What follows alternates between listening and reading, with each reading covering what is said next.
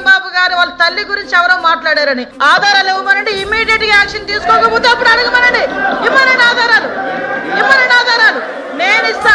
ఇదే అంబటి రాంబాబు గారు బయటకు వచ్చి ఇష్టానుసారంగా మాట్లాడి మళ్ళా బయటకు వచ్చి క్షమాపణ చెప్పారని చెప్తున్నారు కదా. క్షమాపణ చెప్పే ఉద్దేశం అయితే వితిన్ పావు గంటలో వాళ్ళ ఇంట్లోంచి బయటకు వచ్చి మాట్లాడుతూ నా కుక్కను కూడా టచ్ చేయలేరు, ఏ పోలీసు వస్తారు రమ్మని చెప్పినప్పుడు ఆ మాటల గురించి మాట్లాడినట్టు అంటే ఇలాంటి మాట్లాడి రచ్చగొట్టేటట్టుగా మాట్లాడి నిన్న జైలు దగ్గరికి వెళ్ళి ఇట్ట పాడతాడు. ఆయన మాజీ మంత్రి అండి, ఏం మాట్లాడుతున్నారండి, ఏ సైకిల్ చేస్తున్నారండి, సమాజానికి ఎటువంటి మెసేజ్ ఇస్తున్నారండి?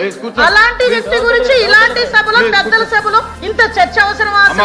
అలాంటి వ్యక్తి గురించి అలాంటి అనకూడదు కానీ తల్లిని చెల్లిని కూడా మాట్లాడే వాళ్ళ గురించి ఈ రోజు ఈ సభలో ఈ పెద్దల సభలో ఇంత చర్చ అవసరమా? అతని గురించి వెనకేసుకు రావడం అవసరమా? అసలు మీకేమైనా అసలు సెన్స్ ఉందా అని అడుగుతున్నాను నేను. ఈ రోజు కనీసం ఆలోచన చేసుకోవాలి కదా. ఎలా పడితే మాట్లాడడానికి, ఏది పడితే మాట్లాడడానికి ఇది దేవాలయం లాంటి కౌన్సిల్ పెద్దల సభ ఇది.